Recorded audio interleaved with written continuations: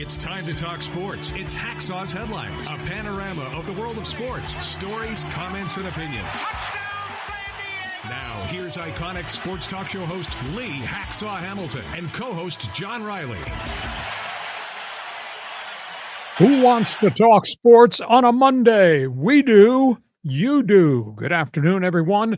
This is Lee Hacksaw Hamilton, along with my co-host, John Riley, from the DIXIELINE Lumber and Home Center Studios in San Diego. We welcome you to our Monday bonus podcast coming off a great sports weekend. Hope you had a happy Thanksgiving. Next hour or so, we're going a lot of different directions on our Monday bonus podcast. Podcast brought to you by DIXIELINE Lumber and Home Centers, 9 stores in San Diego to serve you, and the new one north of us up in Dana Point in Orange County. You got projects for the holiday season, or if you're thinking forward to 2025, you're going to need materials. You got projects, you want ideas. Think about these people, DIXIELINE Lumber. John Riley, did you get your fill of football? Are you ready for what this week in baseball is going to be? How you doing? I'm doing great. The NFL was fantastic. It was rivalry week in college, a lot of fights, a lot to talk about. Yeah, we're going a lot of different directions, but a couple of business items. We put all these quote topics on the table because we decided when we were doing this podcast, we're going to do sports talk the way it should be. We'd give you the information, we'd give you our opinions, and then we invite you to join us.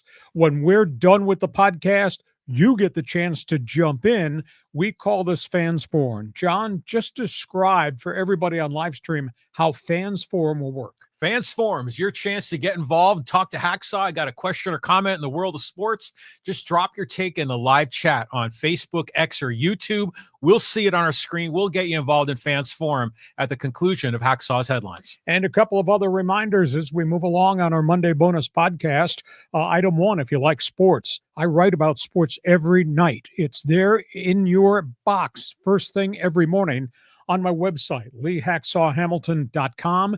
You read it, I guarantee you'll get a volume of information you don't get anywhere else.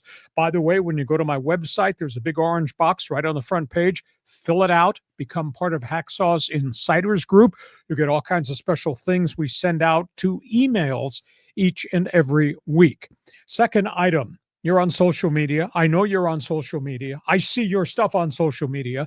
I want you to join my Twitter All-Star team on X. Just type in on X, type in my handle at Hacksaw1090 and hit the follow button at Hacksaw1090. Put a lot of stuff up on social media on a regular basis. Want you to share, want you to subscribe. Tell everybody what we do Mondays and Thursdays on our podcast every twice a week on 1 p.m. Pacific. And we want you to subscribe. Thereby, every time we put something up on our YouTube channels, you will get the alerts, so you'll be in the know there. So we're going a lot of different directions on the show, highlighted by, obviously, when we're done with Fans Forum. John Riley? Yeah, we got a few things to talk about here, pal. Let's just get started. Topic 1 has to do with all things San Diego State. Yeah, the Aztecs had a hell of a weekend. Great on the courts, but maybe not so good on football. San Diego State is now ranked 24th in the country, 24th after 2 weeks into the season in what's supposed to be a rebuilding year.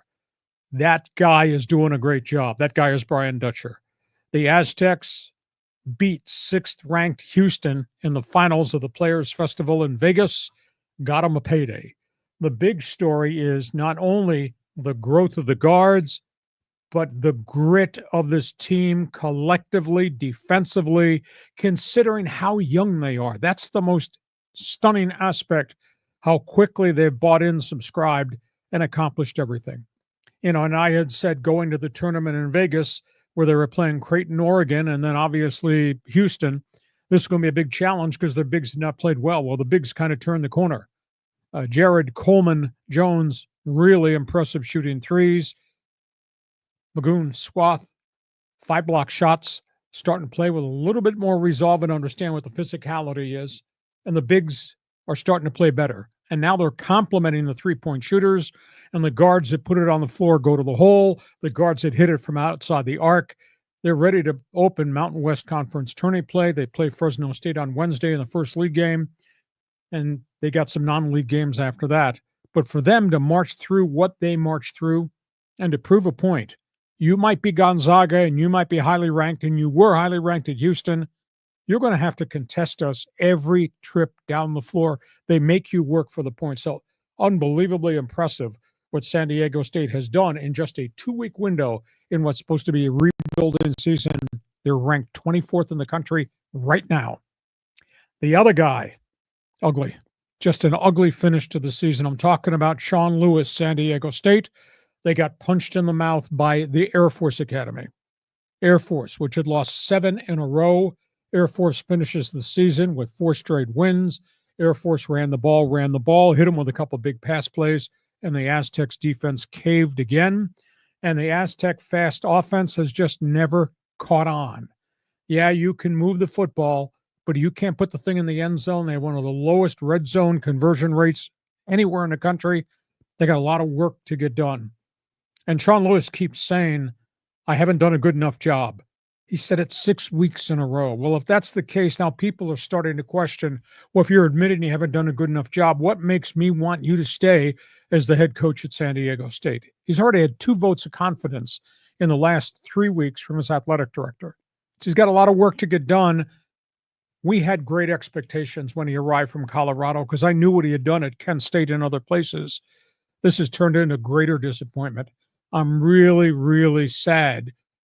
They're not drawing fans. There's no electricity in the community.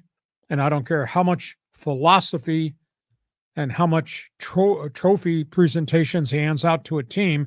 You went 3-9. We were promised a lot more. An utter disappointment. What a weird feel. You walk through the Aztec Athletic Center, one end of the building, the excitement of basketball, the other end of the building, the darkness that Aztec football has become in just a short 24-month period. And John Riley says, what a great run for the basketball team. And they're ranked 24th, and you could argue that their best player isn't even playing yet, Reese Waters. So this is what a great run. I mean, Miles Bird has taken a big step up, hitting the threes, driving the lane, had that little, turnaround shot under the rim. And then BJ Davis is just really surprising us every game. That kid's talented, and he didn't have any opportunity last year, but what a surprise he's been. And yeah, the Magoon Guath, the shot swatter, it's just hilarious to watch. It's so entertaining. So I'm digging it. And the Aztecs, they lost to Gonzaga and they lost to Oregon, who ended up being one of the better teams. So what a great run that is. And they make you work. You work so hard on every possession, try to score, and they come down the other end, they hit threes. So we've not seen the best of this team yet, but this thing has made such a jump in just the first 2 weeks of the season with virtually a whole new team. They had to replace 5 guys, and they got 2 guys hurt. I'm very impressed. Your response to what's happened or not happened on the football side of the Aztec Athletic Center? I asked you when you came walking in the door if you were at Sean Lewis's press conference today, and you said, nope, no press conference, because I guess it's the end of the year, right? I was reading about J.D. Wicker saying that Sean Lewis is trying to build a culture the way Fisher and Brian Dutcher did. But I mean, granted, the win-loss record is not good. There was problems on the field, but do you get a sense that the culture is shifting? The players believe in the coach because I've talked to some of those players, but you have to turn the corner and you have to be competitive and you have to win. And all he does is wax coaching philosophy, and yet they go out 6 games in a row and get their brains blown out defensively, and they're no better now than they were at the start of the season when they beat a 1AA team. I gauge the success of a football program with a new coaching staff. Have you improved? They have not improved at all. In fact, I think they've regressed. Now he's facing the reality of December 9th, the transfer portal opens. Hopefully he's going to be able to keep all these young guys there that he recruited who, quote, believe in him, and then be able to add on to it. But if he gets hit with a whole bunch that are jumping into the portal, he's going to have more holes to fill on top of the holes he had last year. It has not worked. I'm shocked it did not work. I'm really disappointed in him with the way he's handled this adversity. Players are still buying in, but we'll see December 9th how many are staying versus how many may want to go out somewhere else. A lot of work to be done. They look so far away from being a, quote, Pac-12 program. Oh, yeah. Well, this is they're a long ways from being a power conference program in football. But, the defense was really good to start the year. So to your point, yeah, they've regressed on defense. I'm willing to give this guy some slack. Sure. I mean, this is year one, and he took over with not Rocky Long, but Brady Hoke. The program had been on a downhill slope there the last few years. So I think you got to give him time, give him a chance to build this thing. And granted, if the players jump in the transfer portal, where in the hell are they going? I mean, if you can't be a competitive starter on a team that went 3-8, was that their record? 3-9. 3-9. I mean, what makes you think you're going to go to USC or UCLA and start? Well, 12 kids wound up going to the Division I programs and started. 42 kids went into the portal, which is a stunning number to me. So he's got his work cut out for him. If we're sitting here a year from today and they're 3-9 again, I can't give him any more votes of confidence. I don't think J.D. Wicker could give him any more votes of confidence. They keep drawing 12,000 fans per game. I don't think the community's giving him any more votes of confidence. So it's right there in front of him. He's got to find a way to turn the corner, keep the players, and grow this program. Maybe keeping continuity, second year in the system in spring football, they'll get collectively better and better. But I saw nothing that equaled what I saw at Colorado last year offensively. I saw nothing from the video I watched when he was at Kent State and they were unstoppable. I didn't see any of that at San Diego State.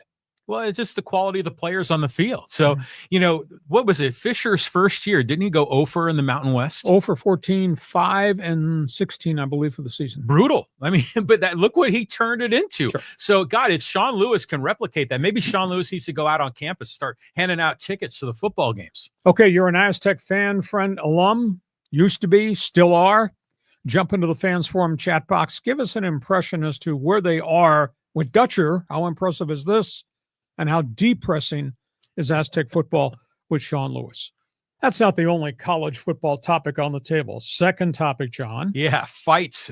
Michigan and Ohio State. What a game. Biggest upset I can ever imagine since back 1969 when Woody Hayes was screaming and yelling on the sidelines and punching people. How does Michigan, 23-point underdog, do this to Ohio State with all those five-star players and all that NIL money? Michigan's defensive core, phenomenal. I mean, they won the battle at the line of scrimmage. Now, an asterisk, Ohio State has 3 offensive linemen gone with season-ending injuries. So there's been a lot of shuffling there. They could not run the football, didn't do a real good job protecting the starting quarterback, who wound up throwing 2 interceptions. They missed 2 field goals. Every time I looked up, the Buckeyes were in Michigan territory preparing to score, and they never got there, and they wound up losing the game. Michigan just found a way to get there, and that was really impressive that Michigan in the second half started to pound the ball, and Ohio State got on their back heels, and the Buckeye defense never, ever recovered. The fascination of the electricity in that stadium, in the Horseshoe, was just amazing. Great rivalry, all stained by what happened at the end of the game. And suddenly the NCAA's got a problem on its hands. Suddenly this rivalry weekend has become an ugly weekend because fans are showing up. We won in your yard. We're taking our flag and we're planting it at the 50-yard line on your logo. And we really had a bad situation at the end of Michigan, Ohio State, totally out of control. Ohio State players ran back onto the field and started throwing punches. And then Michigan's players responded. Security couldn't do anything about it. Then the police came and they pepper gassed everybody in the middle of the field to spread them out. And they finally walked away. I was really upset at Ryan Day. Ryan Day never went on the field in the midst of all this with his assistant coaches to try to pull the Buckeyes back, get them into the tunnel, and get them to the dressing room. He stood there and watched.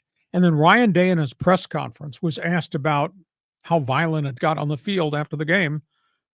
And his only comment was, well, we're not going to allow anybody to do that in our stadium. That's it. He sanctioned what his players did. Big Ten fined both schools last night $100,000 each. And we had incidents not just at Ohio State, Michigan. Florida State was bad. North Carolina State was bad. I think there were 5 total incidents around the country on rivalry weekend. The only one that didn't become inflamed, Texas A&M, which could have been really volatile. But Steve Sarkisian Longhorn coach ran out to the 50-yard line, stood in front of his players, and did this. Boom. Turned around, players went to the locker room. He diffused the whole situation. Good for him. You compare what Sarkisian did to Ryan Day standing back by the tunnel, just observing, and then what Ryan Day said in the press conference. I'm so unimpressed with Ryan Day as head coach. And by the way, he's lost 4 times in a row to Michigan. There's probably a lot of people in Columbus who are not very impressed with Ryan Day right now. So feel free, if you want to call, want to comment, want to get into the chat box, fans forum is open. Before I run through other storylines in college football, your response to what Michigan did to Ohio State, your response to what did or did not get done, planting a flag at the 50-yard line. Well, first of all, I blame Terrell Owens for the Niners. Didn't he plant the flag in Dallas on the Star? That was like 30 years ago. That or stomped on it. Yeah. So, I mean, it's all part of this smack talking. I like this. It's entertaining. Now granted, it's bad character and bad behavior, but it's still fun to watch as a fan. What does this do to Ohio State's college football playoff aspirations? Well, the next playoff poll comes out on Tuesday night. So they'll drop. They dropped from 2 to 7 in the Associated Press poll. And they're not in the Big Ten championship game. They're not playing in the Big Ten championship. Who's that going to be? Indiana and Oregon? No, it's Oregon. You asked me too quick. Penn State? Oregon, Penn State? Yeah. So Ohio State will make the playoffs, but they're not going to get a first-round bye. Interesting. So, okay, so you like the flag issue. I just think it's entertaining, just the way they get out there and do it. Now, granted, it got out of hand. I got you there. But remember, you were dogging rivalry week last week saying, no one really cares anymore. But boy, these people care. Well, Ohio State, Michigan, they do care. Okay, let's go from the other storylines here. Just hang with me. Notre Dame, USC. Never seen this before in my life. Irish took a 99-yard interception back for a touchdown on one possession. Next possession, another pick six went 100 yards. Notre Dame returned interceptions 99 and 100 yards on back-to-back series as they finally beat down USC. Jaden Mayava threw for 360. Trojan quarterback of the future. He's had a good couple of weeks. UCLA celebrating, running around the Rose Bowl like they accomplished something. Went 5-7. They're celebrating. They beat Fresno State. Jeez, has UCLA fallen? Indiana, Purdue. What a great season in Bloomington, Indiana. But I didn't like the way this ended on Saturday. Battle of the Old Oaken Bucket. They beat Purdue, which is really down. Lost all of its players in the transfer portal. They beat him 66-0. Kurt Cignetti, the coach, left the quarterback Curtis Rourke in with a minute to go in the fourth quarter, throwing touchdown passes. He threw 6 TD passes. Final score sheet showed Indiana had 582 yards. Purdue had 67. 67? Why is Cignetti running up a score on Purdue? And why is Rourke throwing touchdown passes in the fourth quarter at the risk of maybe getting hurt for a bowl game or the playoffs? I thought Cignetti handled that really poorly. Arizona State, Arizona, Centennial Cup. What a job in 2 years by Ken Dillingham. They're going to the Big 12 championship game. They finished 10-2. They stomped Arizona, had 643 yards in that Sun Devil win. Colorado, Oklahoma State. Shedeur Sanders, 438, 5 touchdowns, all-time leading passer at CU. Travis Hunter, 3 more touchdown catches. He's got 14 for the season. Colorado's not going to make the playoffs, but boy, they are playing really well. They're going to be fun to watch bowl game. Georgia Tech. Explain this one to me. Georgia Tech, the School of Engineering and all that, the ACC. They got 5.0 grade point average to get in the front door. They led Georgia by 17 points in the fourth quarter. Wow. Georgia came back, though.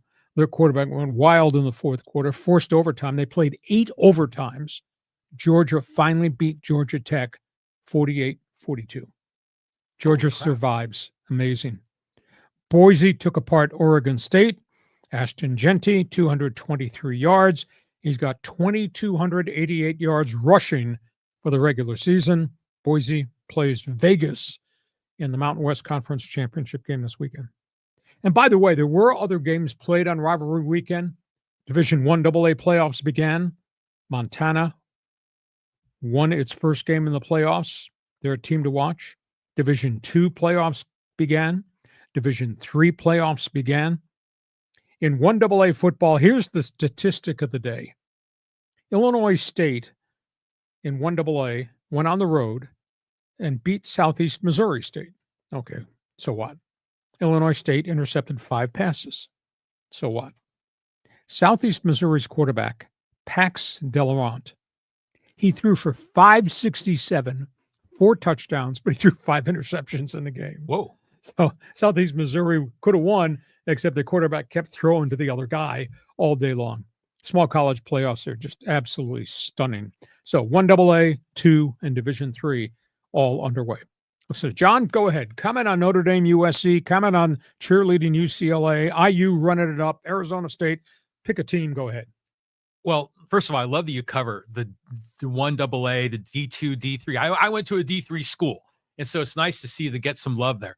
I want to go back to the SC Notre Dame game, and I just think this is a really novel rivalry because they've been playing each other like for 100 years. 1920s, Newt Rockne era. Yeah. So do you know about the history of this and why it's those two schools that hooked up? And are there any other similar situations of cross-country rivalries? There have been great rivalries all over college football for decades upon decades. More of them are regional than they are international like this. You know, Stanford, Notre Dame has been a big one. Of course, Notre Dame was an independent, so they had to go schedule a lot of different people. But because it's Notre Dame and it's USC, which traditionally has been a West Coast power, those are real special games. But Notre Dame has always had a historic rivalry with Army. Now, that goes back to the 1930s and 1940s when Army was a national power. And they used to play the game at Yankee Stadium or the Polo Grounds in New York City. So, yeah, there are some of those intersectional rivalries that still exist. And even though Notre Dame is kind of loosely affiliated with the ACC, they have kept those emotional ties with USC, and they will keep them going forward. Nice. I like to hear that. I mean, that's good. But yeah, the rest of for Colorado, I want to talk about Coach Prime.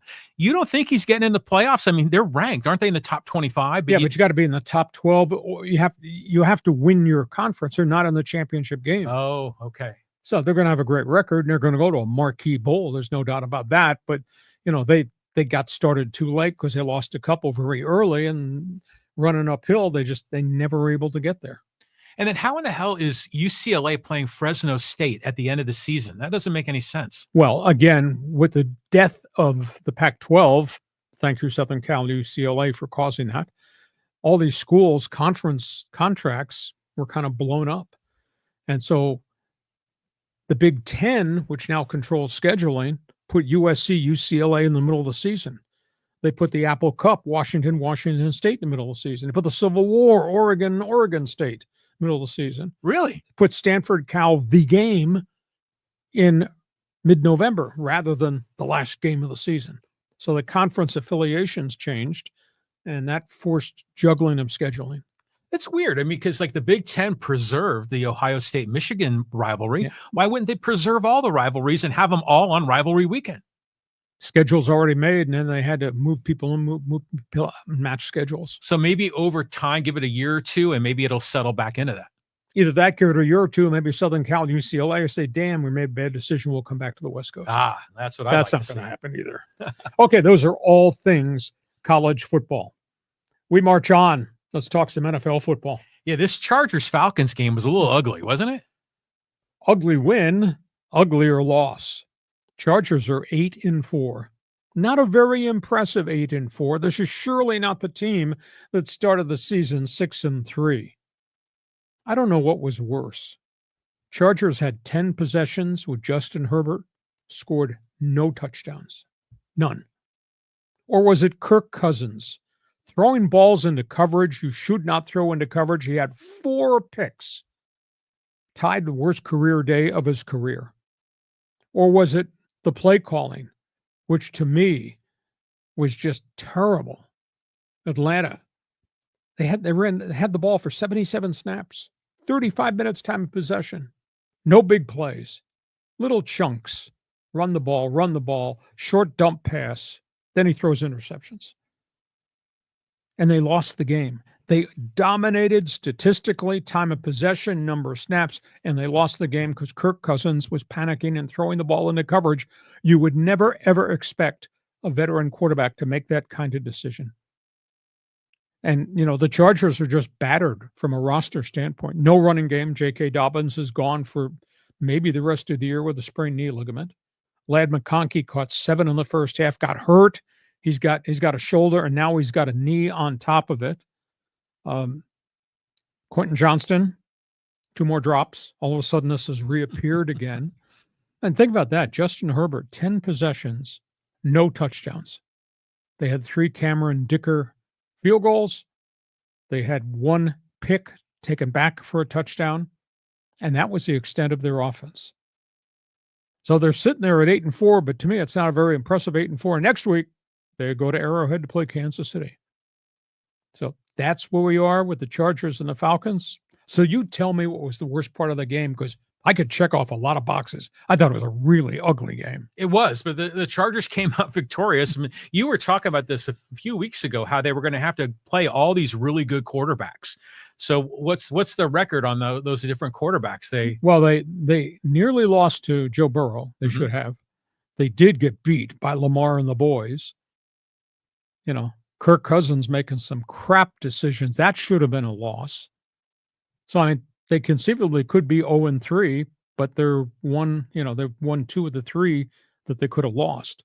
Now they got to go play Mahomes in Arrowhead. Yeah, that's the next one. It's Mahomes. And then after that, it's Baker Mayfield in Tampa. Yeah, that's it. There was 5. I remember. The other part of this, okay, this is my amateur analysis of the Chargers wide receivers, is that Ladd McConkey, obviously sure-handed, but you notice that when he catches the ball, a lot of times he'll catch it and fall down and just take the reception and the yards, where Quentin Johnston looks like he wants to run upfield before he catches the ball, and I think that's why he's dropping it.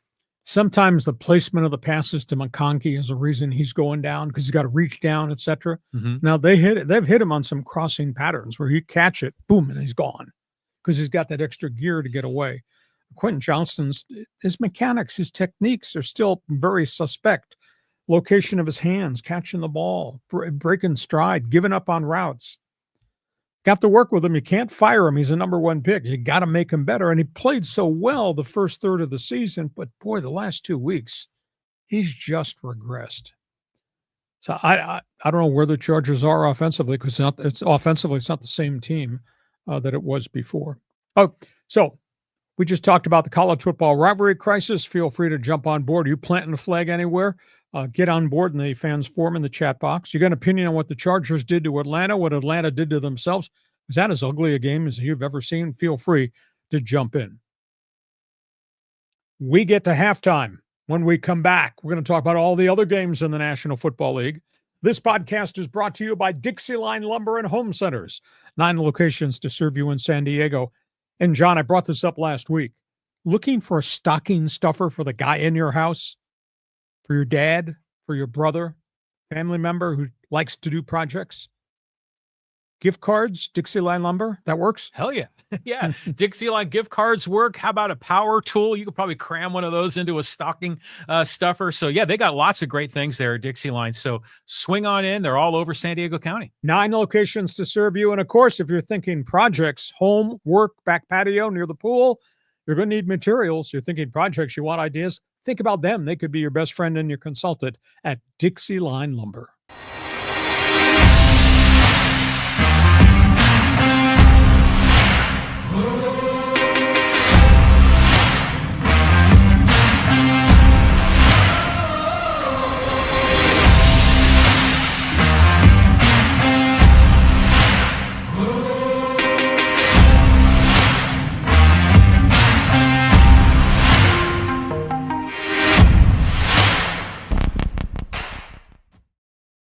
We go to the second half of our Monday bonus podcast here. This podcast brought to you by DIXIELINE Lumber and Home Centers. Couple of program notes.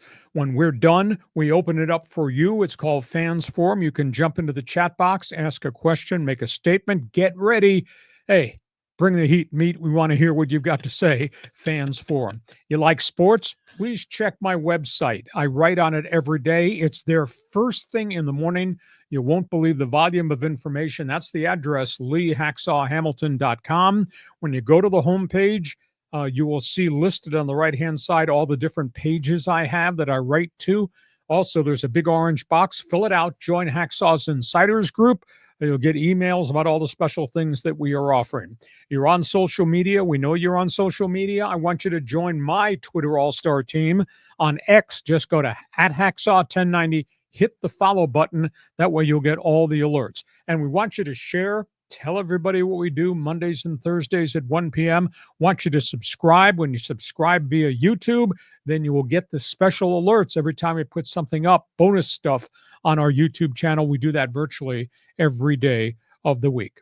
John, we're ready. Let's go to the second half because we got more things NFL to talk about. Yeah, bring the heat, meat.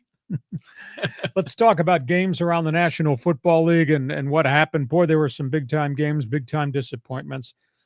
Full disclosure, this is the first time it's ever happened in my life. In your life? I wrote the Charger general manager a note explaining what I did. It is the first time in my broadcast life, as voice of the Chargers, the voice of the Seahawks, as a talk show host, I rooted for the Raiders to win. Really? In Kansas City. I wanted them to win because I'm a fan of Mad Max Crosby. Yeah. I wanted them to win because they played their ass off in Kansas City, and they lost. Aiden O'Connell throws for 340 yards, a bad snap on the final play before the attempted field goal. They lose the ball. They lose the game. It was really bad. Daniel Carlson missed 3 field goals in Arrowhead. Weather had something to do with that. But here are the Raiders they go down the field and they're about to kick a game-winning field goal, which was really makeable. And Aiden O'Connell is at the line of scrimmage in shotgun trying to read the defense, pre-snap read. And for some reason, the right guard, taps the center, which is a signal when you go silent count. You tap him on the leg. 1 second later, the ball's supposed to be snapped. Well, Aiden O'Connell is looking, trying to reset blocking. Ball comes up, hits him in the shoulder. Chris Jones recovers. Game over.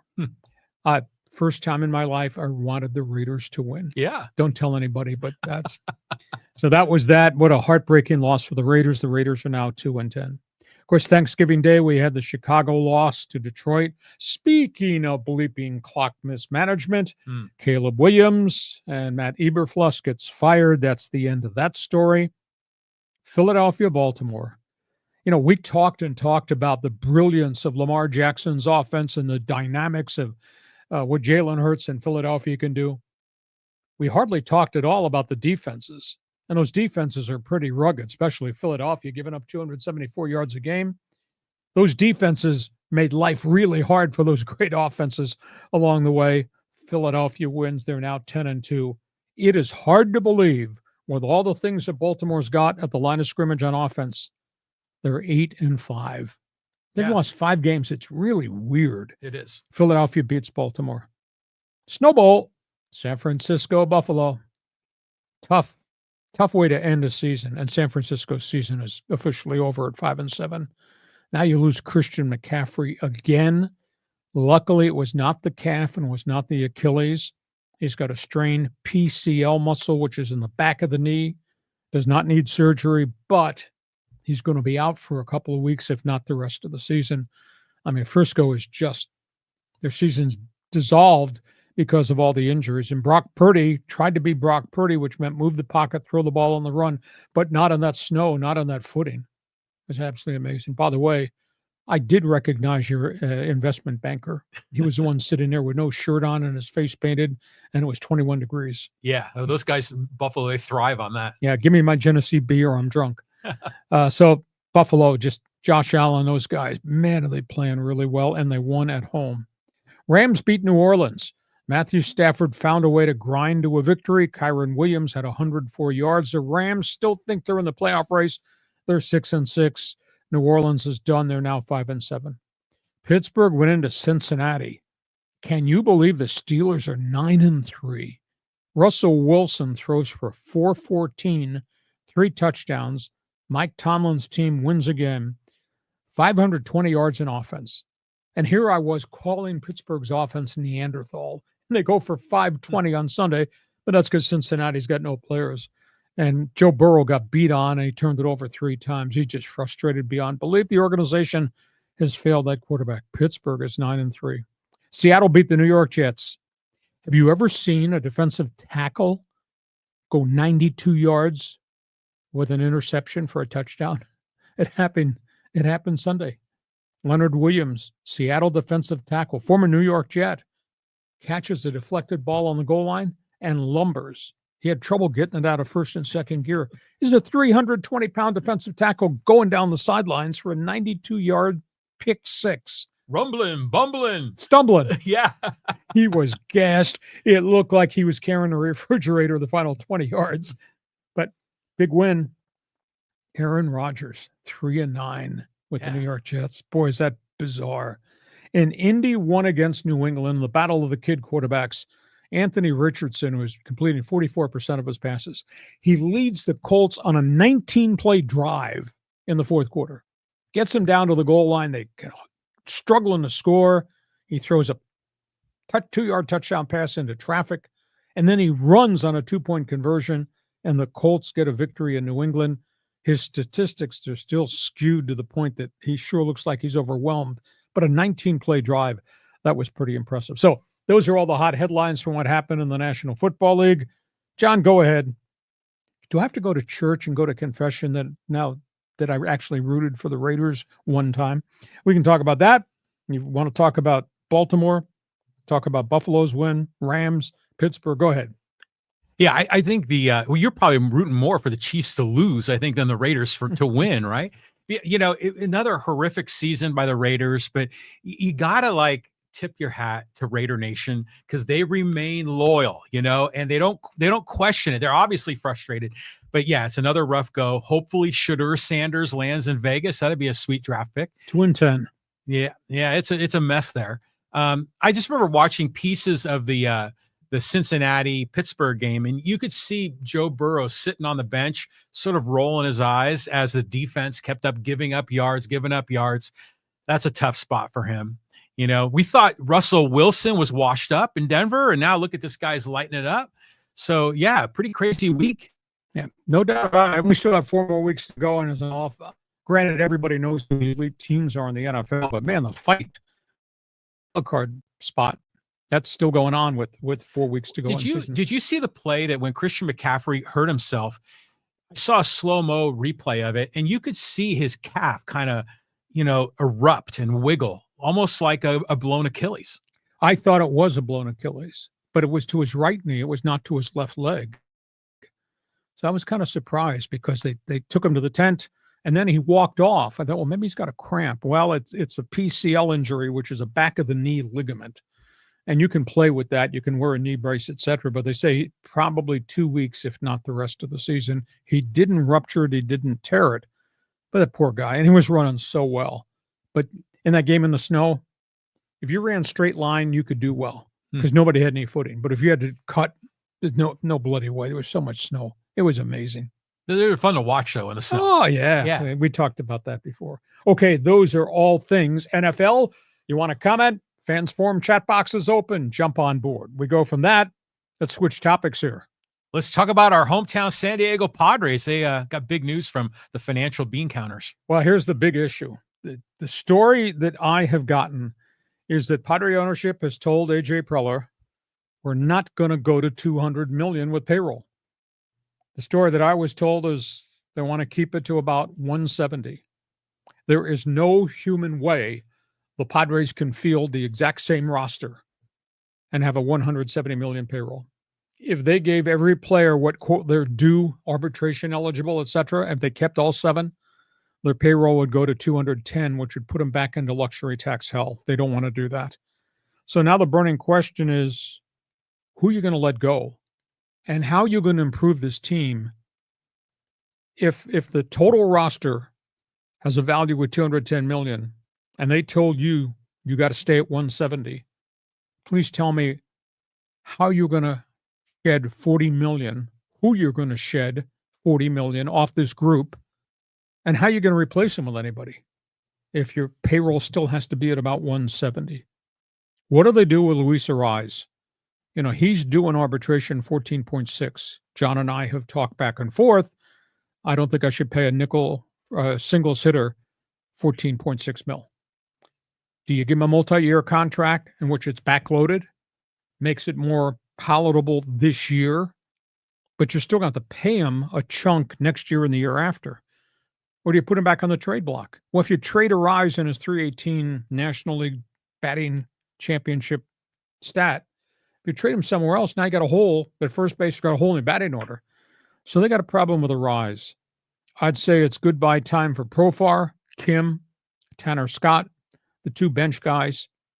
That's about $40 million. But how are you going to replace them all if you let all those guys leave? How are you going to replace any of those guys if you've just gotten to $170 million by chopping $40 million off the payroll? To me, the most important thing that has to happen with the winter baseball meetings opening next week, they got to find a way to get Sasaki at an affordable price. That's the big issue. And I don't know how they're going to do it. I think it's going to be really, really hard because the Dodgers are out there. Now the Angels have entered the bidding. Sasaki's decision is not going to be made on dollars because everybody has to pay him the international amateur slot. There's no mega bonuses. It's going to be based on culture. It might be based on relationships, etc.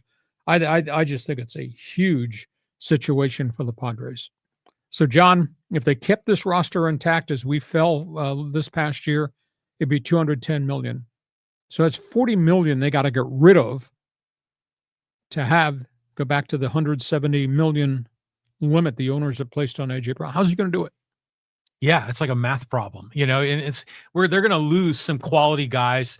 Padre fans some of them are going to be angry, because there's people have fallen in love with Luis Arraez and his magic wand, if you want to call it that, and the way he plays the game.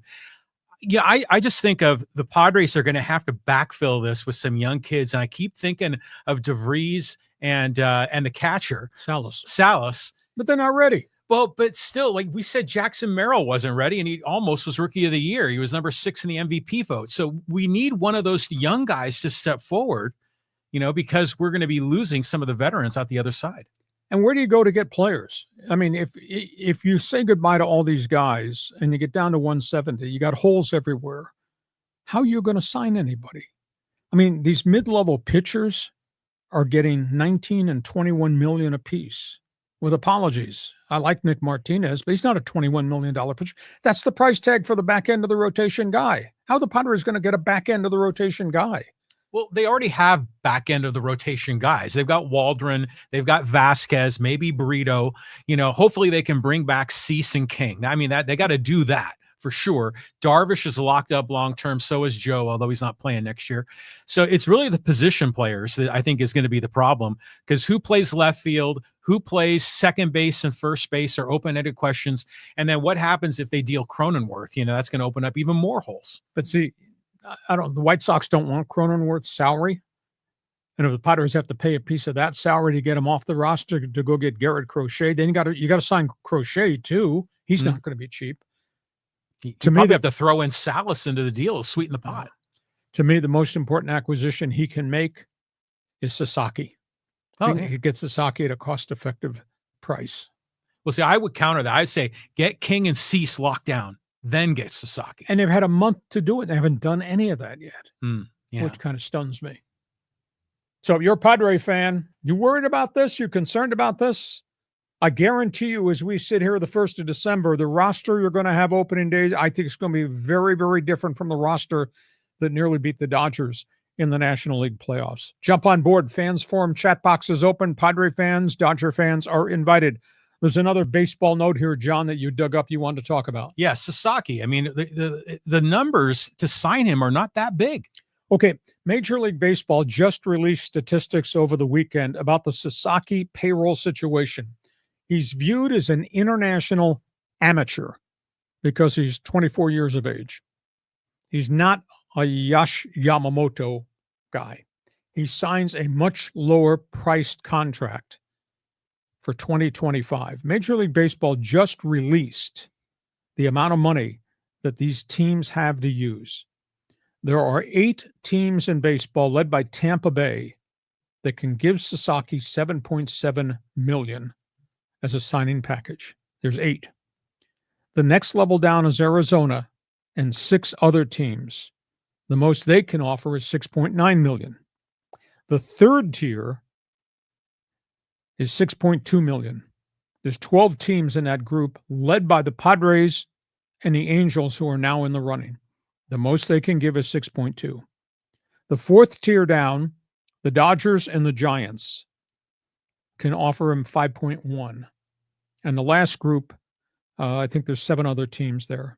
So this is about Sasaki marketing capabilities, Sasaki history, legacy of the franchise he's dealing with, Sasaki relationships, whether it's with Ohtani in LA or whether it's with Yu Darvish and management people here.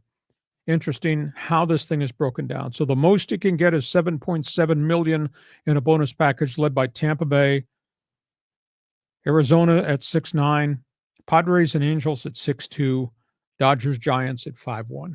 So that's where we are. Well, he's not going to Tampa Bay. They don't have a stadium. No, exactly. But again, baseball listed all 30 teams and what their potential amount of money they could use international. This is for the 2025 pool. A club would give him the whole pool.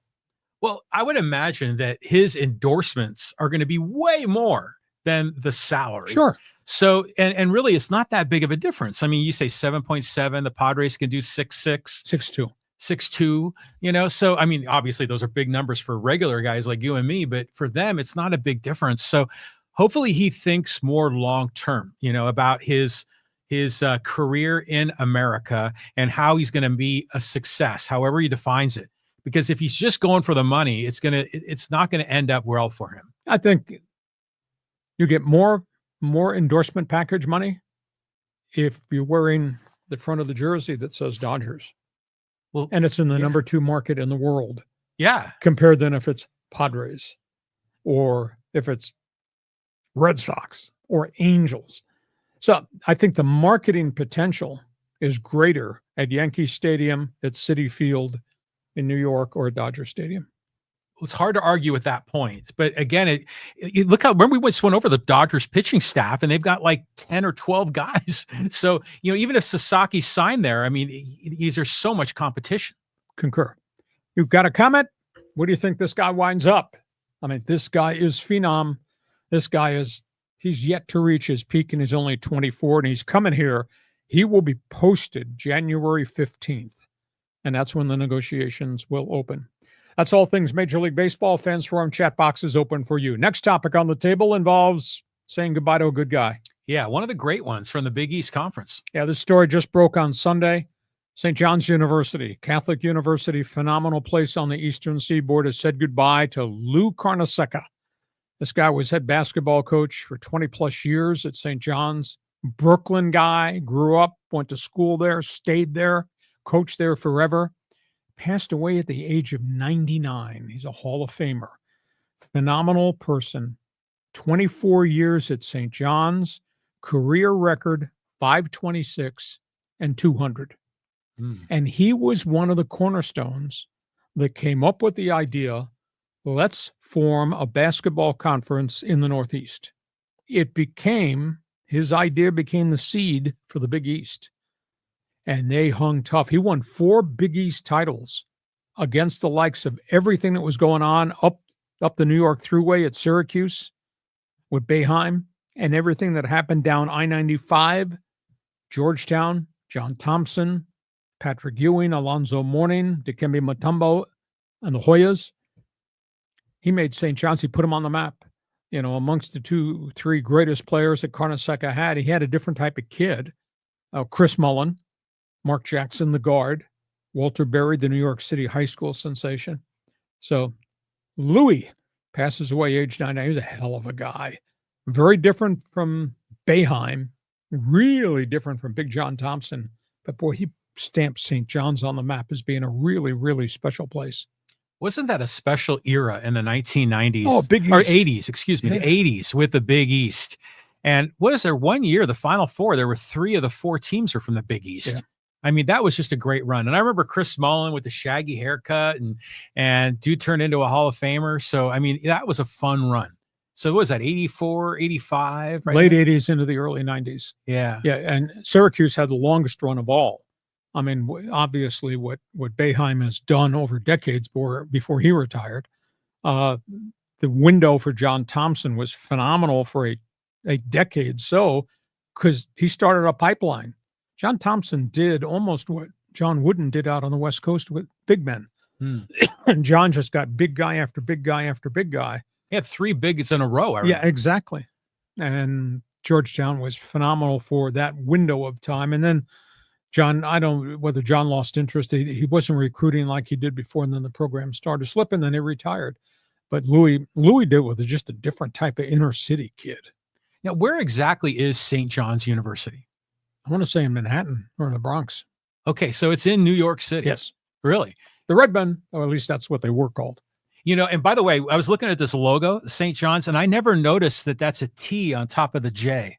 I just thought it was an SJ at first glance. Oh, okay. So that's pretty cool. Good deal. Yeah. So basketball says goodbye. One of the really nice, I interviewed him one time, one of the really nice people in Big East basketball, one of the cornerstones of Big East basketball. Last topics on the table. Got a bunch of other things to talk about. Yeah, the high-speed sports wire. This is where all the miscellaneous seems to land. Yeah, late-breaking stories. Let's talk about what happened in the NFL. Houston, Jacksonville yesterday.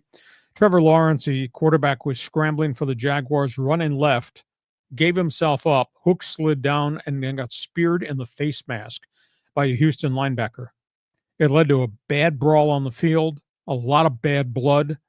I would assume Azeez Al-Shirah, the Houston linebacker, who led with a forearm to the face of Trevor Lawrence, where Lawrence was actually on the ground. He had given himself up.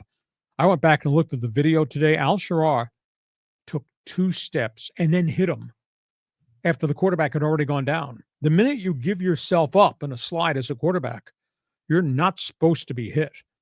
And he went headfirst in and hit him with a forearm right across the face mask. And the violence of the hit flipped Lawrence's head back onto the turf. He hit the back of his head. It was terrible. And he laid there, and then you saw him shaking, and he's got a concussion.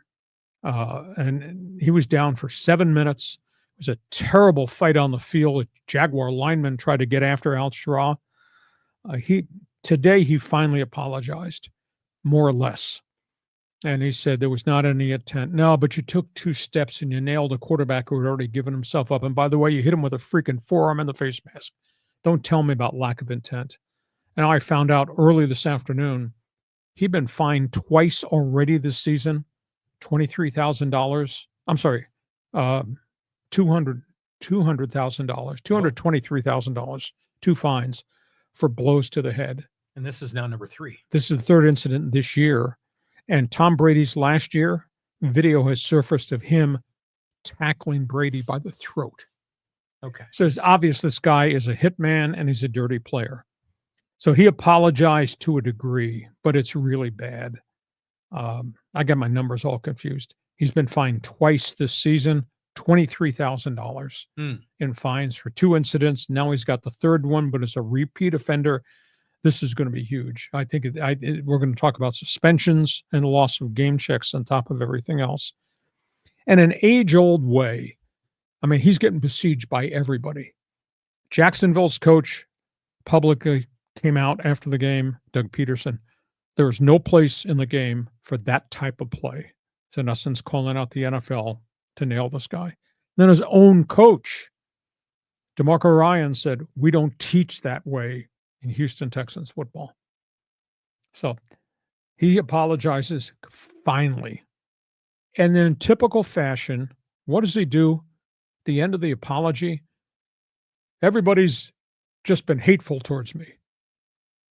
He pulls out the race card. Oh, and then he pulls out the Islamic faith situation. He says, I hit people as hard as I can, then I pray they can get up. Well, what kind of rhetoric is that? So it was really ugly. John, you've seen the video, you want to throw up. It's bad. It was intent. There was no question. So that's a terrible, terrible story. Second item, Team USA. How cool is this for the U.S. women's soccer team? Now, they have the new head coach who came from Chelsea in the English Premier League, Emma Hayes, who's all she's ever done her whole career is win. So Team USA played England in a friendly game over the weekend. They played it at Wembley Stadium. 78,700 there. I mean, it was electric. and U.S. played them to a 0-0 tie. U.S. had a goal wiped out on a controversial offsides call. They had a second goal wiped out by video replay. And they did it without their top 3 goal scorers. All 3 are out with injuries. Rodman, Smith, and the third one, I can't recall the name. The top 3 goal scorers are not there. So this is a really impressive Team USA performance to get a 0-0, 0-0 tie in England at Wembley in front of 78,700 fans. It was pretty cool. I saw some of the pieces of video. It was pretty electric. Hockey. I've been chirping that one of these days these guys got to turn the corner. We're talking about the Anaheim Ducks. They look like they've turned the corner. Their record now is 10-10-3. 10 wins the 1st of December. They didn't have 10 wins last year till February. So all their young guys are starting to really play together. The Gulls are having a really tough time. They don't have any of their young players. They show some spurts where a couple of their draft picks, led by Cutter Gauthier, score goals, but they're second to last in the 30-team American Hockey League in goal scoring. They're only 4-14 on the season. They're having a real tough time. The other big storyline as it relates to the Ducks is that John Gibson, Cam Fowler may be on the trade block, and that they may move them in their big contracts to get other veteran players and to stockpile more draft choices. John Gibson has come back from injuries after injuries and bad team in front of him, and he's playing much better this year, so his trade value has gone up. But it looks as if John Gibson and defenseman Cam Fowler, who's still on the injured list, was getting ready to come back. Those guys could well be traded. And the final topic on the table, Team Red Bull Formula One. There's got to be some auto racing fans that follow what I'm talking about here, so feel free if you want to get into this. Max Verstappen, who went through an 11-race drought and did not win any races in Formula One, won at Qatar on Sunday. He's now won 9 races. He's won 2 in a row after the 11-week drought. He won by 6 seconds. Race was marred by a lot of incidents on the track with debris on the field. Lando Norris, who'd been chasing him all year in the points championship, got penalized for running over debris from what was supposed to be during a caution period. But they're going to the final race of the season. Verstappen has won the points championship, and Verstappen is back to being Verstappen. He's won his 9th race in a row.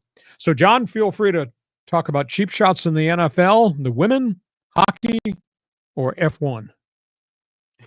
There's just a lot right there. So the dude in Houston, the Texans, they took that shot on Trevor Lawrence.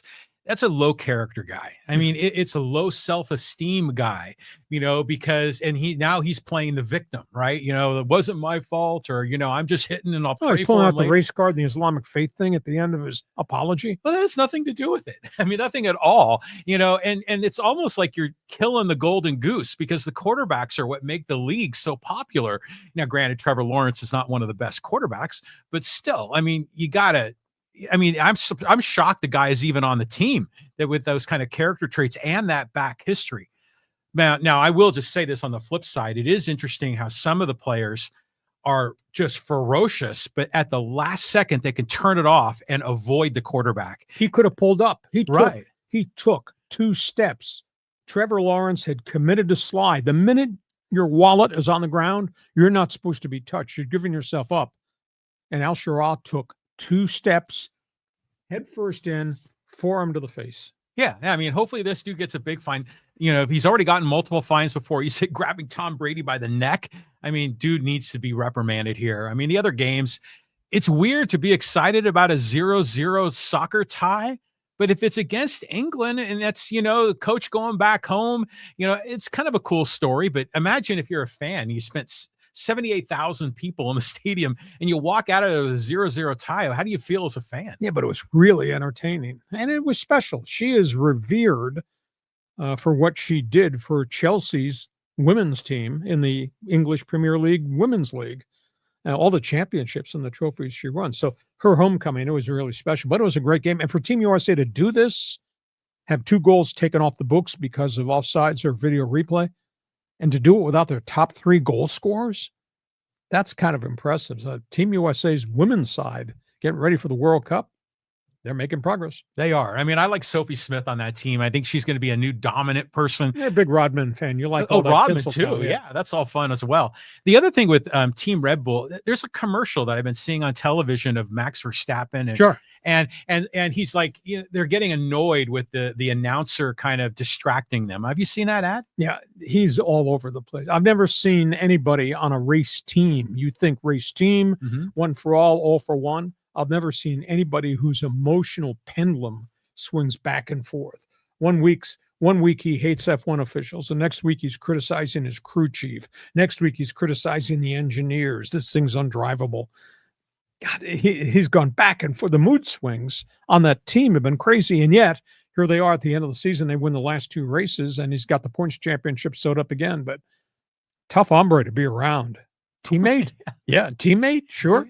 Well, it's just interesting that in America, where we haven't 100% embraced F1, although we're getting close to it, now we have a superstar, international superstar, appearing in American commercials. Yeah, and I think that's a kind of breaking through, to the next level in America. Oh yeah, that's why they've gone from 1 or 2 races, and they're going to have 5 here, and that's why all of a sudden, Cadillac F1, aka Andretti Autosports, is going to F1 in 2026. They finally got it approved. Okay, those are all the topics on the table. We're inviting you to jump on board. You got questions, we got answers, you got statements to make. Want to hear them? Fans Forum chat box is going to open shortly. This podcast brought to you by DIXIELINE Lumber and Home Centers. 9 locations to serve you in San Diego. Projects for the holiday season, projects for 2025. Think DIXIELINE Lumber, 9 stores to serve you in San Diego. John, are you ready? You got a lot of items in the chat box with a star next to it. I guess there's a lot of people with a lot of opinions. A lot of opinions. Okay, let's talk a little Dodgers baseball here with Javi. He says, so the Dodgers got Snell, Glasnow, and Ohtani all coming back. Plus, they're thinking about trading for Arenado. Well, Arenado's name is out there. St. Louis is shopping him, looking for pitching. The Padres have talked to him, but how do the Padres take on Arenado's contract when they have a mandate? They got to move $40 million off the potential payroll, which means guys are going out the door. They're not talking to Arenado as much as they're talking to Willy Adames. They're talking to Adames about being their shortstop. Now, Adames is getting a lot of play, too. He's the Milwaukee power hitting shortstop.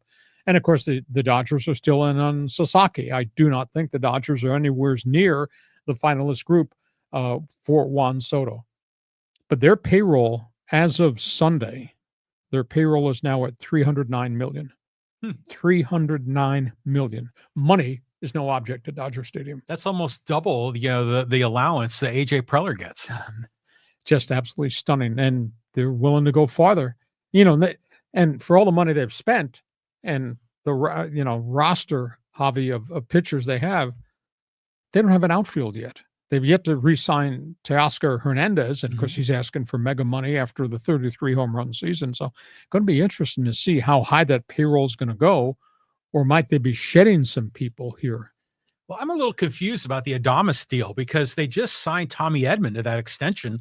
So now are they thinking Edman's going to play center? And if he is going to play center, then what does that do to Andy Pages? Are they going to maybe move him to the left, or is he not really ready for primetime? I don't know that he's ready for primetime full-time, but his name's also surfaced in the potential of the White Sox trade for Garrett Crochet. Dodgers are in the running for that, in addition to Adames, in addition to Sasaki. A lot of chips on the table here. Oh, yeah. They're moving a lot of things. Right. Don't miss the show next week at the Winter Baseball Meetings in Dallas. There's a lot of stuff that we're going to be covering and talking. Javi, thanks for joining us in Fans Forum. Okay, let's go to Cal, and he goes, afternoon, gents. Hope it was a great Thanksgiving. Just want to salute the University of San Diego men's soccer team on a phenomenal season that ended last night in a heartbreaking overtime loss. Over 3,000 fans came out, too.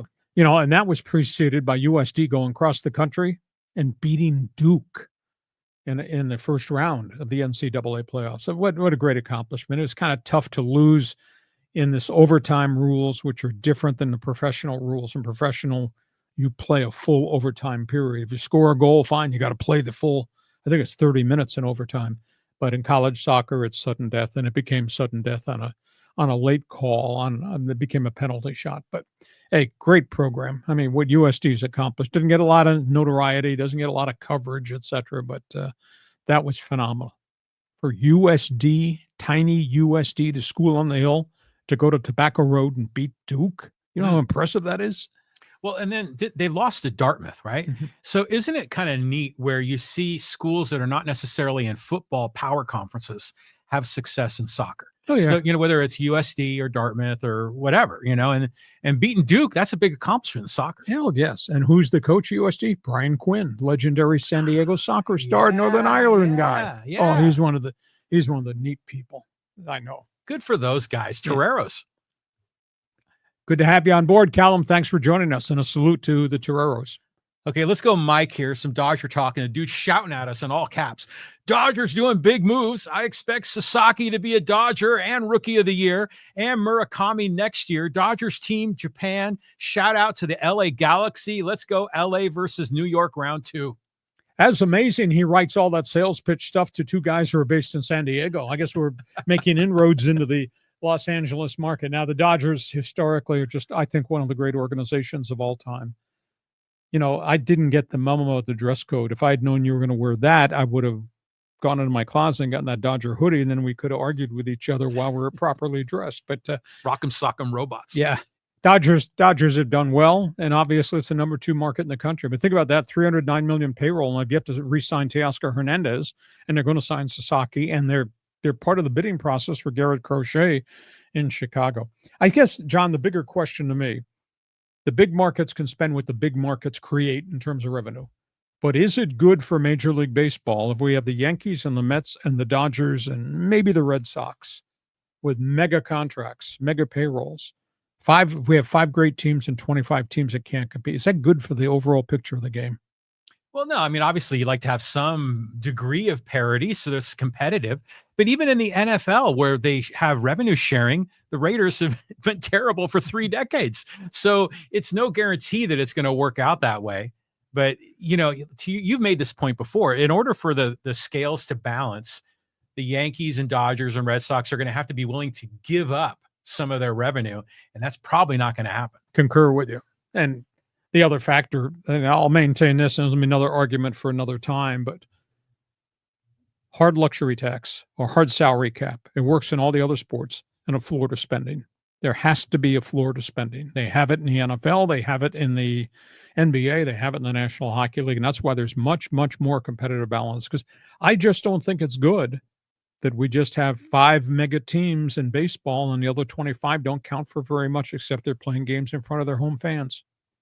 Yeah, but you know what? A lot of the small market teams make runs every once in a while. The Padres, the Braves isn't really a small market team, but the Brewers are in the playoffs. It's good when we see some of these other teams kind of come forward and make a challenge. Mike, sum total, don't go anywhere. Make sure you're with us next week. Here comes the winter baseball meetings, and we will cover them. Go ahead, John. Okay, this is David Ramos kind of taking a shot at our sponsor, Dixieline Lumber. And he goes, "Power tools is a stocking stuffer. Good one." I think, I've seen stockings that are really big. You could probably fit a cordless power drill into one of those. We could just put it under the tree. Yeah, you could do that too.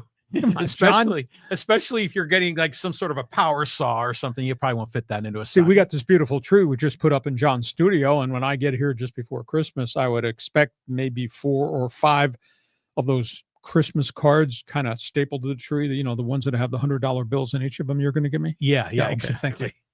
Okay, let's Thanks, keep David. moving. All right, this is from Greg. He goes, "Hey, Lee, looking good." You got a big fan club out there. Okay. A lot of people need friends. Okay, 4RXLA. Major League Baseball needs to do something about these mega contracts with all the deferred money. It's going to ruin baseball. Well, it's not going to ruin it because that money comes due. You got to pay that money. And there will be luxury tax implications when you actually pay that money going forward. It's not illegal. The union has signed off on it. I mean, is it creative bookkeeping and financing, John? Yeah. What the Dodgers did with Ohtani, nobody had really considered. Now, there have been deferred money contracts. I recall way back 15 years ago when the Mets did this deferred money deal with Bobby Bonilla, and the New York media were aghast. You're going to have to pay him $1.9 million every year from after he retires till he's age 58. Well, $1.9 million looks like nickels and dimes now compared to the money that's being deferred in baseball. But the union signed off on it. They've approved it. So there's nothing illegal. But that money does come due, and it does count against your luxury tax. The years those monies are paid when that player's gone. Yeah, but it works out pretty well because the deferred money, let me see if I can say this correctly. For the player, they're going to have that. It's almost like an annuity. It's like long-term deal. They're going to get money. And the time value of money is such that $1 today is only worth, 70 cents 10 or 15 years down the road. So it kind of works out for the Mets too. Maybe it's a win-win. We'll see. You can't have many of them. You can have Ohtani due at age 36, but you can't have 5 guys due at that same year, all collecting deferred money from years prior. Well, if you're hanging on to your big television contract like the Dodgers and won't share it, maybe you have some opportunity. XLA, thanks for being with us. Next one. Okay, let's go here to Douglas. And he says, now that you're a Raiders fan, you could be a pen pal with Raider fans in prison. I don't know if I ever told you the story. When we were at 690, and we took a ton of phone calls. And because we had the great 77,000 watt signal, you could hear us everywhere. And Steve Hartman and Chet Forty got a call from a Raider fan. And the guy came on and said, "Hey, this is Seth. I'm calling from Lompoc up outside of LA." They start talking. He says, "Listen, thanks for taking my call. I have to get off the phone. I'm allowed only 1 call a week." And Steve said, "Where are you?" He says, "I'm in prison." He made 1 call a week to Hartman and 40, the loose cannons on 690. It was great. That's Mighty 690 permeating the culture of Southern California. Everywhere. But you don't want to call his lawyer. He wants to call Hartman. That's great. Are there any Catholic churches around here? Would somebody please message me? Let me know what time confession is, because I was truthful. Full disclosure. Only time in my life, former voice of the Chargers and Seahawks, wanted the Raiders to win because I was rooting for Max Crosby in that game at Arrowhead Stadium, and they wound up losing. So shame on me. Does that mean I have to wear Raider gear now? That would be something. If you were, you already got the silver and black with a little purple on today for the Kings. But yeah, what's your line? It's like out of jail and out on bail. Yeah. Yeah. and even when you're in jail. That's the Laker. That was the most unique thing I've ever heard. When I was in my office and I heard this guy talking to Hartman on the air, and so I'm allowed 1 call a week. And Steve was making a joke. Your wife allows you only 1 call a week? No, I'm in prison. Amazing. That's awesome. Okay, let's go here to JMG. He goes, I'm so confused. Why would they extend Darvish? He's old, but he's going to decline sooner rather than later. Well, he will, but he's going to be 38? But again, they gave him a long-term contract. It's not an extension. It was the chunk. They gave him the initial extension. He's pitched pretty well, but this is the problem you have when you do business A.J. Preller's way. He's on the hook for a lot of long-term contracts. I mean, Manny Machado's contract is going to go through age 40. Bogart's contract, I think, goes till age 42. Tatis' contract is going to be in the upper 30s because it was 14 years. That's the way AJ does business. Well, it's like you have backloaded contracts like with Machado and Bogarts, and then you've got the deferrals, which is, you're still paying after they're done. But, it's all part about pushing the money, kicking the can down the road, right? Now, as far as Darvish goes, I think he's fine. I mean, granted, he's older. He might break down, but dude is smart. He knows how to take care of his body. And I think he's the kind of guy that can pitch into his 40s like a Greg Maddux. You hope. Well, yeah, barring injury. He's had injury problems, though, whereas Maddux never did. Yeah. Very different guy. But again, that was a contract they gave you. It was not a short contract. We added on. This was a lump sum contract. So that's why it carries into age 40, 41, 42. I think I want to say he's got maybe 3 years left on this current contract, which would take him beyond age 40. Yeah, it's tricky, because pitchers, you're so important. Do you want the veteran? Do you want the rookie? And not sure what you're going to get. On we go. Let's go to Lance having a conversation with 4RXLA. He says, deferred money has been a thing dating back to Ken Griffey. It's a problem now because the Dodgers are doing it and masterful at it. Again, did nothing illegal, thought outside the box, got Ohtani to agree to it, got Ohtani's agent to agree. Usually when agents say, okay, you want to do deferred? Fine. We're going to tack on interest rates every year. That did not happen with Ohtani. The lump sum is the lump sum. They're not throwing interest on top of the deferrals. So, Ohtani's agent kind of handled it differently, and Ohtani wanted it structured that way so the Dodgers could go get the guys the Dodgers got, and they're going to get this offseason. So, but now the agent gets to say it's a $700 million contract, and Scott Boras can't say that. And, that's what those guys are always going at, trying to raise the bar. Exactly. Thanks, Lance. Okay, let's go here to Emmanuel. He says, so which team is having a worse season, the Raiders or the 49ers? I'm still hoping that both the Rams and Chargers make the playoffs. Chargers, I think, are going to be in the playoffs, but their offense has to be better than they have shown the last group of weeks. And now not having J.K. Dobbins, I think is terrible. Blow to the offense. Now they become more of a one-dimension offense. That's a big, big issue. Rams are running uphill, but they're 6-6. So maybe there's an outside shot they could be there. That NFC West is kind of upside down. San Francisco's degradation is just because of injuries. They've lost so many people. I mean, all those skill guys are gone. I mean, no Ayuk. Kittle is playing at 50%. Now McCaffrey gets hurt again yesterday. San Francisco's just got so many injury issues there that are just eating them alive. Fred Warner is playing on one leg at linebacker, so I don't think they're going to make the playoffs. So you get to the playoffs. Are you hot? You get to the playoffs. Are you healthy? And right now, there's some teams right now that are limping trying to get to the finish line and to be in the postseason. They got to turn around and play a wild card game, and you're not healthy, so you'd be one and done. This is where we bust out the Jim Mora line, right? Playoffs. You talking about playoffs? Well, in New Orleans, they can't use that line right now. They're done. Yeah. What a mess that is. Okay, let's go here to Darth. Cam Fowler, 24-25 stats. Ouch.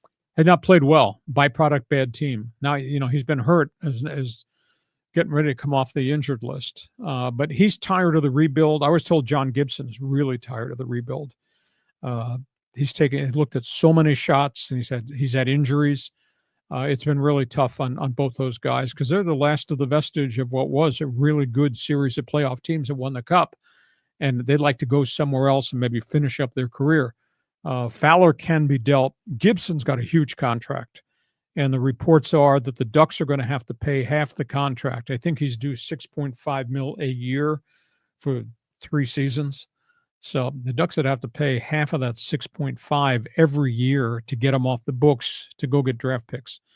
And that's the only way the Gibson deal is going to be made because he's not the starting goaltender now. Lucas Dostal, the ex-Gull, who's played really well as a young guy, looks as if it's his job. So I like Gibby. Free John Gibson. Trade him somewhere. There's some teams that desperately need veteran goaltending. Edmonton is one. Although they can't take on that contract because they're up against the wall with the cap with all their stars. Carolina might be the one. There was an incident in a Carolina game over the weekend. I don't know if I see all these videos. The goaltender, Carolina's goaltender, went behind the net to get the puck and blacked out. Whoa. He went down, and he was down for a long time. They couldn't figure out. What had happened is he got hit in front of the net on the shift before, took a blow, and evidently had some sort of reaction to a concussion.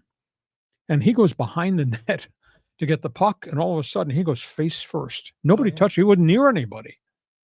And they took him to the hospital, and he was showing signs of a concussion after the fact, which was amazing. And speaking of bad videos, here's a cool one. What goaltender was it? Might have been in Washington. Capitals goaltender comes out, field the puck. So 4 check-in forwards coming in on him. Goaltender turns to kind of sweep the puck behind the net, go roll it around the boards to his defenseman. Shot it from the wrong angle, put it in his own net. Own goal. I've never seen that. Week before, I saw a minor league goaltender his team was killing off a penalty. He came up with a loose puck, shot it, bounced it down the ice into the net for a shorthanded goal in the minor leagues. But this guy is trying to sweep it around the board, sweeps it right into his own net for an own goal. Whenever I think of own goal, I always think of the World Cup and Colombia. And I like the drug gangsters were they murdered a guy for doing a Brazilian defender. Yeah, I mean, just insane. But you said earlier that the Ducks are 10-10-3? Yes. So let's just pretend for a minute that they finish the season similarly, like right at 500. Could you squeak into the playoffs? Could be. That'd be special. Yeah, of course it'd be special considering I haven't been in the playoffs in 9 years. It's been a long haul. It's been a painful haul. Kids are playing well so far. Have not had any significant injuries outside of the Cam Fowler injury. I don't think we've seen the best yet in Trevor Zegras. I'm still waiting for him to become the true sniper that everybody thought he would be, but he's not been there yet. But Ducks are hanging in there with a lot of kids. And I wrote on Twitter, on X, I said, it looks like the Ducks have turned the corner for Orange Country. That's the slug line they use to describe their fans that live in Orange County, Orange Country. So we'll see. I mean, it's a grind of a season. It's a tough haul, 80-game schedule. But right now they're playing pretty well for Greg Cronin. We'll see if they can keep it up, to see if they can stay free of injuries. I love your vocabulary, sniper. You know, when you cook these words up, it's fantastic. Okay, let's keep going here. We're going to do some social media. Hey, let's talk about the Aztecs and Sean Lewis. And this is from Aaron. He goes, this team went from bad to worse as the season wore on. I don't know how you give a head coaching job to someone that is stripped from being the play caller in your previous employer. The play calling on both sides of the ball is as bad as I've seen. Lewis is not the answer for the Aztecs. Now, the AD has given him 2 votes of confidence in 4 weeks. I don't think he needs a vote of confidence. I think he needs another year. He needs continuity with his roster. He needs another spring football practice. He's got the quarterback of the future. If they can keep the quarterback of the future, and that becomes a real issue here with NIL money. You know, and he made reference last week about tampering, and I'm sure he's making reference to people calling Danny O'Neal the quarterback and Trey White one of the top pass rushers in the country, trying to lure him to leave San Diego State. So Sean Lewis has got to keep the roster intact. Another spring will help him. Another early signing period, middle of this week, will help him if he can get the right players. They just need to grow this thing. But he admits he didn't do a good job. Well, you didn't do a good job. You can't say that 6 weeks in a row to us in the media and then have fans expect to have any confidence in you. So he's got work to get done. But I'm not ready to give up on him. I just don't want to be here a year from tonight talking about another 3-9 season now. Well, you have to give him some props for saying, I didn't do a good enough job. He's taking responsibility. But that's coach speak. But still, he's in front of the press at the press conference, and he's taking responsibility. That's good. You know, he's obviously dealing with reality. Now, granted, it is tired. You'd hear it every week. You don't want to hear it every week. He's got to get some better players in there. Do you think Danny O'Neal is the answer long-term? He doesn't turn the ball over. He's got guts. He makes plays. He runs. He's got an extra gear. I mean, I was so impressed because when I saw him in a spring game, I thought, oh, this kid's overwhelmed. And the kid that I saw opening week against West Texas A&M Commerce, whatever the regional school, he played with composure. He didn't force things. He got better and better. They only had 5 turnovers. You consider how many dropbacks he had this season? And how many times he got sacked? I think he got sacked, I want to say 33 times. He only turned it over 5 times. For a raw 18-year-old, I was very impressed. Got to keep him. Somebody else might try to snare him. Got to keep him. When I see him on the field, he looks small, like a little undersized. He's built like a fire hydrant, though. He's thick. It's the proportion that's throwing me. He's thick and he's quick. And he runs, and he knows I'm not running over this guy. I'm going to blow by this guy, or I'm going to slide and get ready for the next play. I was impressed with his intelligence. I was impressed with his composure. You know, I've been around Aztec quarterbacks who just threw the ball up for grabs the minute they had pressure, or just led the world in turnovers. This kid was really impressive. I give him probably a letter B+ for an 18-year-old. Yeah. That's pretty impressive. Well, the Aztecs have a lot of other quarterbacks on that roster. I can't imagine very many of them are sticking around. Couple will, but you never know. Everybody faces some reality. I'm not good enough to play, but I'm on scholarship and I'll stay here and get my education. Or I'm one snap away from actually being the guy or moving up the ladder to be the guys. Not everybody is willing to go somewhere else. And are they qualified to go somewhere else? That's another question too. Interesting. Yep. All right, let's keep going here. Let's talk about the Raiders. This is from Roll. He says, say how you said that the Lakers were losers. He goes, this is a soft, lazy ass take. The defense is solid. The offense has weapons. What's needed is what most teams need, a better offensive line and a quarterback. Hacksaw has always been a Charger and a Raider hater going back to the 80s, so don't buy his bullshit. Well, that's a little overreaction because you give me the information, I consume the information, I tell you what I think based on the information that I've observed, and you don't agree with it. You've had 2 winning seasons in 22 years. Please don't sales pitch me that everything is fine just because you're wearing silver and bleak. The reality is bad organization. Now, maybe Tom Telesco will be given enough time to fix it. They're going to have a high draft pick. I don't know if Antonio Pierce is the right coach. They have not had legitimacy in the offensive line for a long time. Defense outside of Mad Max Crosby has been a struggle. Awful lot of young guys, a lot of injuries, etc. No running game this year. They traded Devontae Adams. So what are you sales pitching me that everything's great in Las Vegas? It's not. A lot of work to be done there. Voice of the Chargers? Hell yeah, I got opinions. Have they been very good? It's right there. It's on your resume. It's stapled to your driver's license. You're rooting for a team that's got 2 winning seasons in 22 years. And we're supposed to think everything is good because you said so? Nah, not yet. See, this is, again, everyone's trying to figure out who you're rooting for and who you hate. I am Jekyll Hyde. I concur. Well, no, but it's funny because you're just reporting on the news. I mean, really, your hometown teams are back east, so it's just funny how the rivalry is with the Raider fans. But dude is in delusion. I mean, if you think there's a lot of positives here, I mean, we were we were doing the live stream last Friday. And we watched the game afterwards. Yeah, the game was on. And right when we finished up the live stream, we're like, well, what's the score?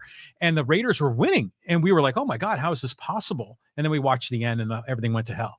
And I gave you full disclosure at the top of the football section today on this podcast. Full disclosure. For the first time in my life ever, I wanted the Raiders to win because I'm a Telesco fan and I like the kid Aiden O'Connell. And I was rooting for them to beat Kansas City. It had nothing to do with the AFC West. I'm a huge fan of Mad Max Crosby, Eastern Michigan. I wanted the Raiders to win. By the end of the game, the Raiders are who the Raiders are, and now it's back to normal. I felt better. I want the Raiders to win too. I was a Raider fan with Ken Stabler and back in the 70s when I was a little kid. You're just like the guy who wore 00. That's all. I was so unique. Oh, who was that? Otto? Jim Otto. Yeah, Jim Otto. Legendary. Otto. Just passed about 6 months ago. Yeah. I mean, just so many great stories with the Raiders. Even all the Al Davis stories are hilarious.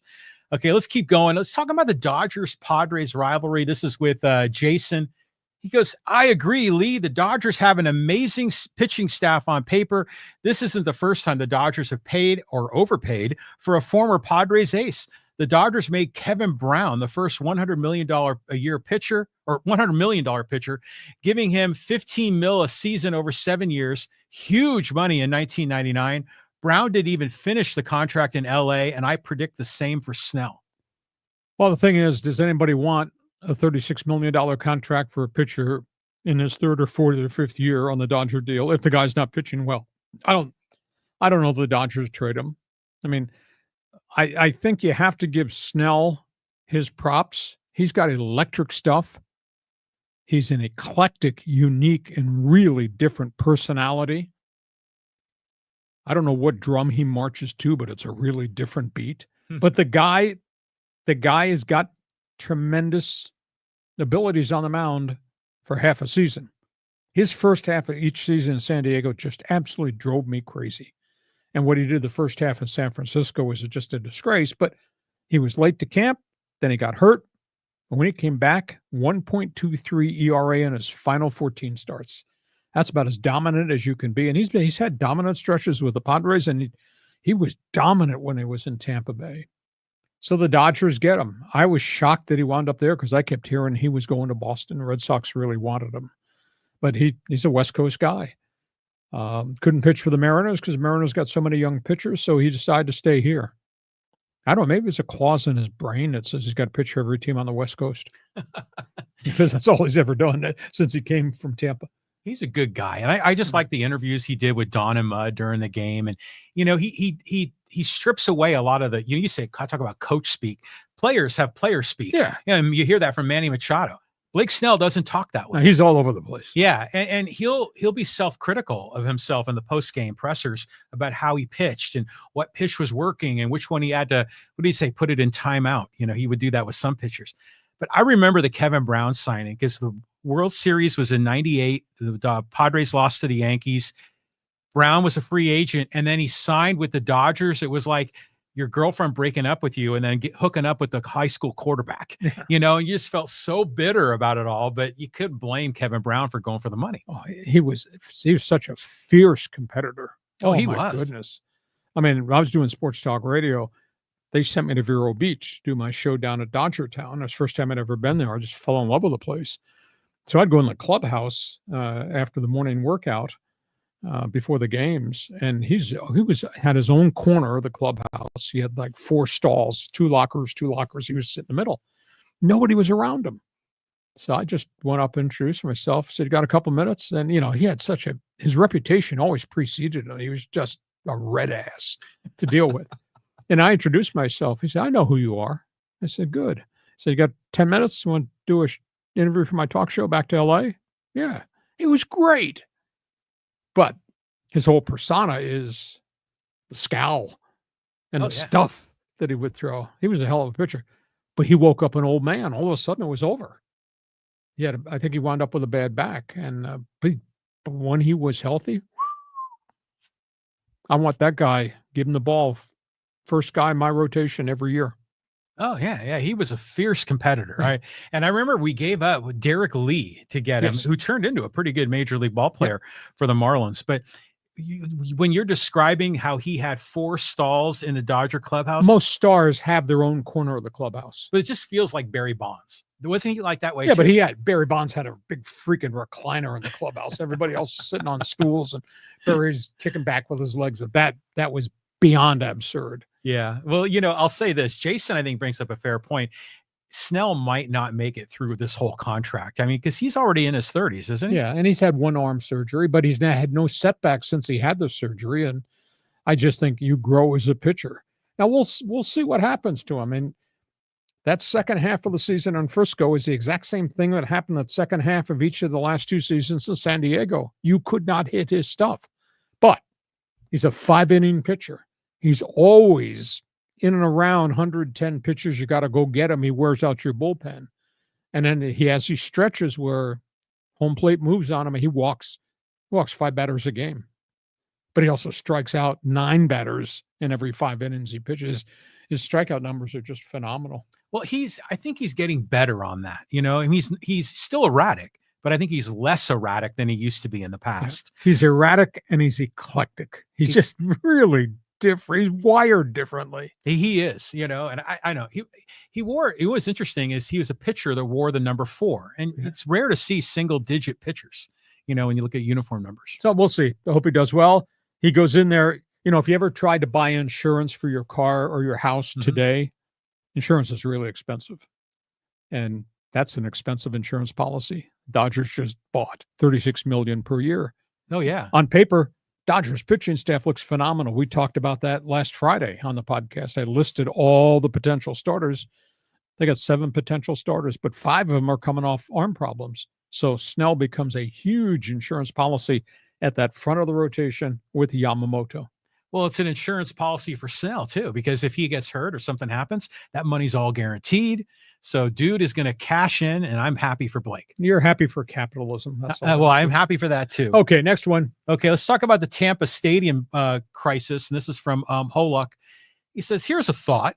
How about the owners, along with Major League Baseball, build the stadium without tax dollars? All teams and all leagues should never ask for money from the taxpayers. I mean, if my taxpayers help build it, do I get a share of the revenue the facility brings in? No, you just get the chance to buy tickets at inflated prices in the shiny new stadium that you help pay for. But again, the whole landscape of building stadiums has drastically changed. Nobody walks around with their hand out and says, build me a new stadium. What is going on now, St. Petersburg, they had agreed, Pinellas County had agreed to pay $318 million as part of the whole stadium. It's a $1.6 billion project. But that is for infrastructure. That's for water lines and access and egress roads going into the stadium area. So they're investing in portions of the real estate, which you would do for any capital project. If you're building an office building on a street corner, the city or the county pays for certain of the infrastructure.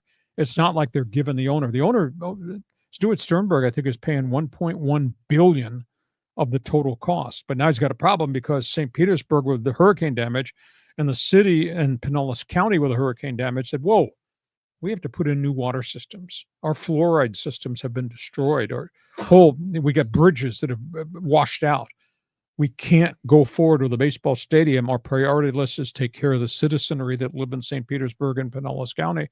That's why they've backed away. So it's not a case of I'm asking you to give money to the rich owner and just give them the stadium. It's the infrastructure. That's how the modern stuff is going. You watched NFL football the other night, Erie County, Buffalo Bills, the game in a snowstorm the Bills played. Right next door, they're building a new stadium. It's halfway completed. The Pagula family is paying, I want to say, $1.2 billion out of their own pockets. Erie County and the city of Buffalo is paying the rest of it. But that's for infrastructure. It's not a freebie. But still, it's like Melrose in California, where the property owner pays additional property tax to fund the infrastructure, like water and sewer and all that. And that's what they should do. I mean, you can't put this on the backs of the taxpayers when the $1 million or $1 billion owner gets this posh stadium for his millionaire friends. So I'm 100% here with Hollick on this. Taxpayers shouldn't subsidize these teams.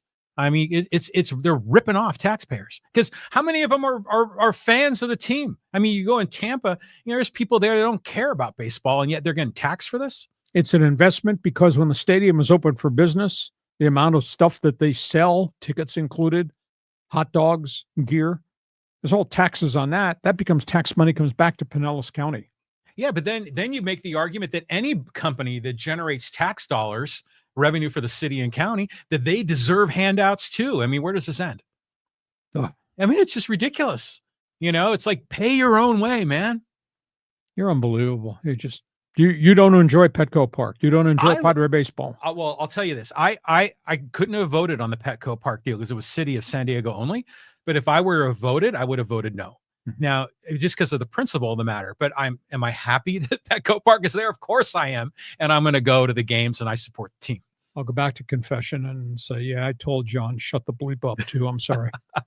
Okay, let's do one more here before we put a lid on this. Okay, it's another comment about the Dodgers and Snell. This is from Edward. He says, you've been glazing Snell forever, but when the Dodgers sign him, now it's a risky move. No. It's an expensive, and first of all, what does the word glazing mean? I think it means stroking, praising. He's been solid, but he's also been highly volatile and erratic. I've said that all along. That's why Tampa Bay got rid of him. They felt he was asking too much money for somebody you never knew every fourth day you gave the ball to what the hell you were going to get. That's why he became a Padre. And he had great chunks of time with the Padres, and he had times to just drive you crazy. And he did it again in San Francisco, and he'll probably do it again in LA. So I'm not stroking him. I mean, this is who he is. This is how he pitches. But boy, he's a front of the rotation guy, and you're probably better with that guy at the front of your rotation than he is if he's pitching against you. No? This is all so funny. I mean, because underlying all of this is, are you a Dodger lover? Are you a Dodger hater? Are you a Padre fan? They're trying to figure all this out because they're trying to find you in a moment of hypocrisy, right? Where you stroke him here, but you slam him there. And where are you on this whole thing? But I'll say this. And I slam him. If the guy's walking 5 batters a game, that's not good. And then he's giving up bombs. That's not good. Well, yeah, and you only go in 5 innings, wearing out the bullpen. Okay, but I'm just stating the facts and expressing an opinion, but I salute him because he's got 1,300 strikeouts and just a shade over 1,000, and he's got a 3.19 career ERA. So I'm not glazing him. I'm just giving you the facts on both street corners and then telling you what I think. It's amazing that the statistics just come off of your head like that. It's incredible. But I'll say this, and I admitted this a few podcast episodes ago, is I'm a hypocrite on this as well, on calling out players as punks. But when they're on my team, I love them. But when they're on the other team, I like to criticize them. So what say? But that's all about team rivalry and tribalism, and that's what makes sports fun. So do you think the Padres should make a run at that red-ass pitcher that was screaming at them during the playoffs, Jack Flaherty? Jack Flaherty. Well, why not? I mean, and the minute he comes over, he's to the team, assuming the Padres signed him, he would be best friends with Machado. That's what would happen. And so a lot of this theatrics, you could tell they're just sort of playing to the crowd.